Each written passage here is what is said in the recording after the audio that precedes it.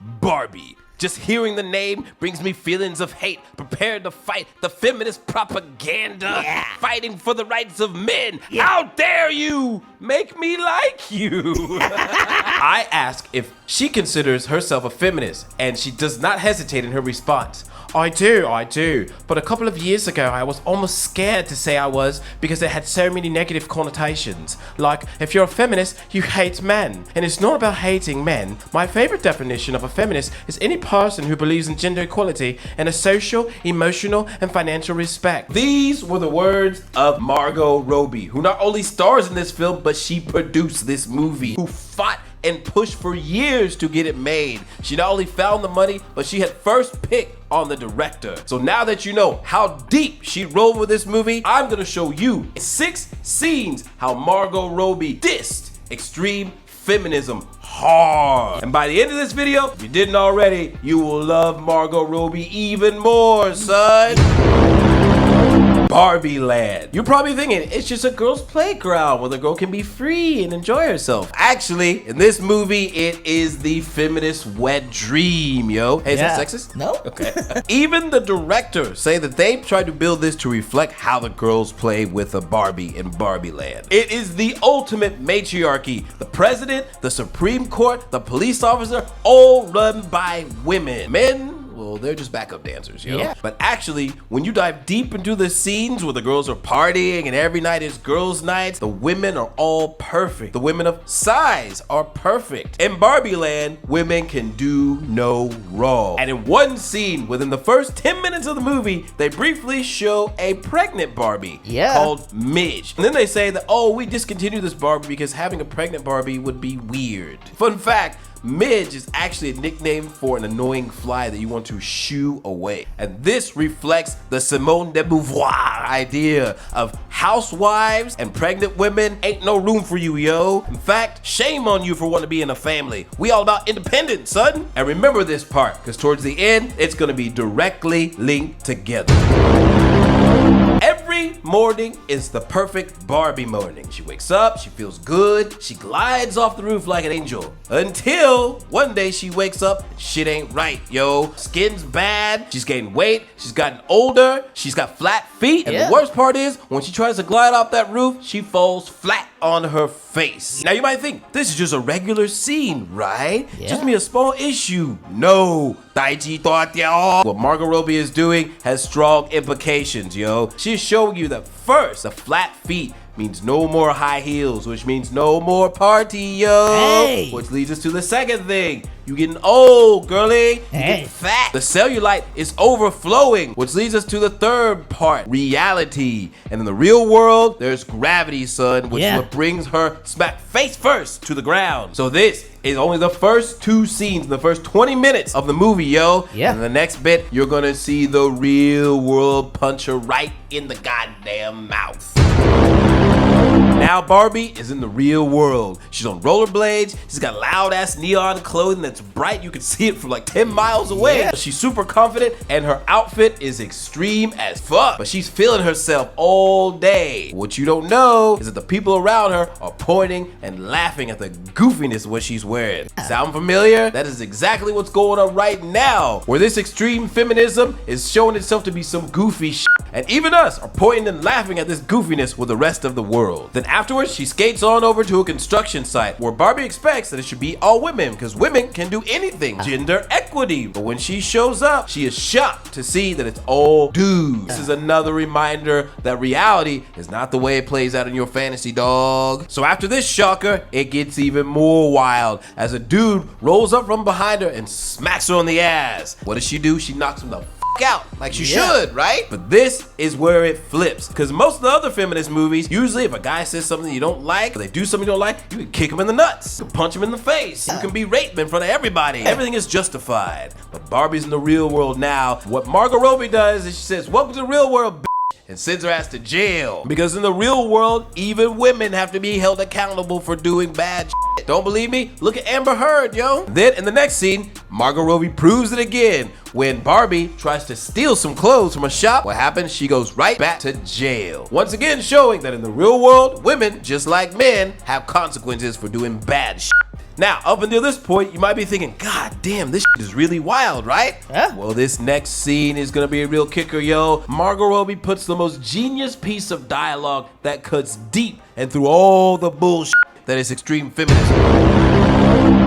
Scene 4 finds Barbie in the girls' junior high school of the daughter of her owner. And she shows up thinking, hey, I'm your hero, I'm here, you guys like me, right? Nah. This little girl tears into Barbie hardcore, son, when she says, you set the feminist movement back 50 years. You describe girls' innate sense of worth, and you are killing the planet with your glorification of rampant consumerism. And then Barbie replies, but I'm here to help you. And the girl says the most extreme feminist line that we've all heard before. She calls her a fascist. Now, I know many of you are thinking, oh, this is probably just critiquing that Mattel had set unfair beauty standards for women with her new Barbie doll. That's kind of true, but you need to go deeper. There are 2 key words in her rant. The first part is 50 years back. Right now, it's 2023. Yeah. Exactly 50 years ago was the era of second wave feminism, Roe v. Wade. But now, that shit has been overturned by the Trump era Republicans. Why? Because the extreme feminist shit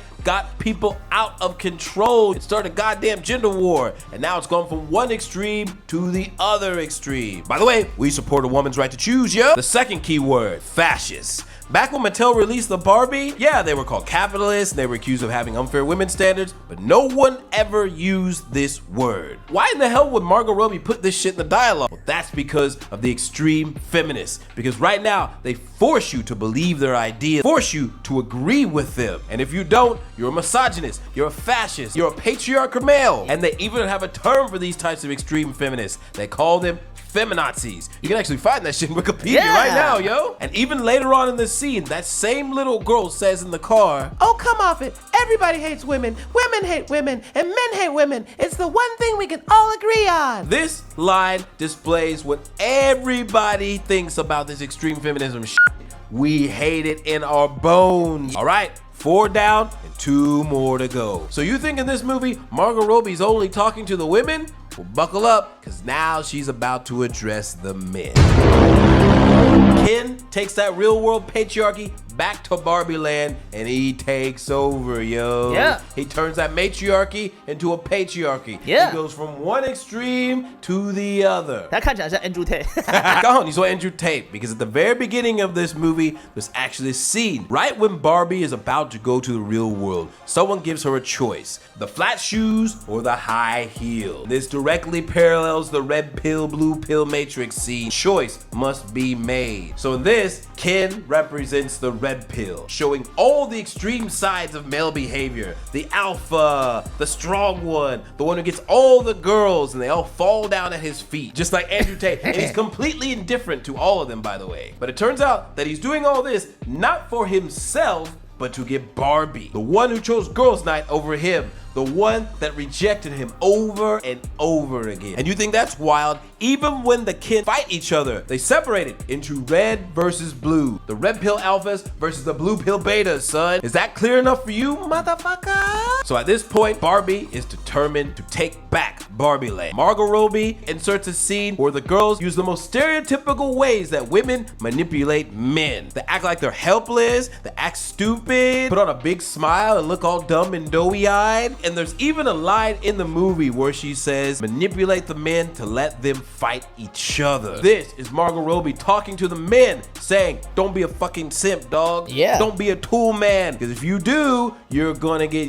used by women like this. And a really interesting part in this movie is when she says, hey, you need to pretend like you've never seen The Godfather. And the men will spend all their time to explain it to you. and this is where Margot Robbie is really clever. I think she is secretly shouting out to The Godfather, because the extreme feminists always paint this movie as the ultimate patriarchal man movie. But that movie is about the sorrows of man in the patriarchy, yo. Cause check it, The Godfather loses the 3 most important women in his life, and then he dies alone. Now now for the final scene, the one that links everything together and lets you know exactly what Margot Robbie is thinking. The battle has been won. Ken is reflecting, trying to figure out who the fuck he is, and Barbie has turned Barbie Land back into a matriarchy. It is now back to normal. Two sides of the same coin. But when the CEO of Mattel goes to ask Barbie's owner, "What's your dream, child?" she asks, "Can Barbie just be a mom? Yeah. Can she just be ordinary?" And this is where Margot Robbie is poking directly at Simone de Beauvoir. Because we know second wave feminism shames housewives, it shames mothers. Just like at the beginning when they discontinued Midge because it was too weird, right? So what Margot Robbie is saying, yo, Simone, stop shaming. Feminism should accept everyone, no matter they choose to be the president, they choose to be a housewife, or they choose to be a mom. And then something really interesting happens. Once Barbie Land is back to a matriarchy, and now it's a very inclusive feminist wonderland, Barbie says a really interesting line. She says, "I don't feel like I have an ending." And then the creator of Barbie says, "I did not design you to have an ending." This is super deep, yo. Because what Margot Robbie is saying is that feminism is not the end game. It's just a tool to progress things forward, yo. And then ultimately, Barbie chooses to leave Barbie Land and go to the real world, which is where Margot Robbie, to me, is very clearly saying this extreme feminist shit is a goddamn dream fantasy land, yo. Yeah. And it's time for us to wake the fuck up, because we ain't buying that shit no more. But maybe just me. Maybe I'm crazy, dog. Yeah. I don't know. But there's one thing for sure. If you're in the red pill community and you go to watch this movie, you're gonna see an anti-man film. Yeah. If you're an extreme feminist and you see this movie, you're gonna see a shallow feminist capitalist movie. Yeah. But if you're an ordinary dude like me, you gonna see Margot Robbie. Margot Robbie, OnlyFans.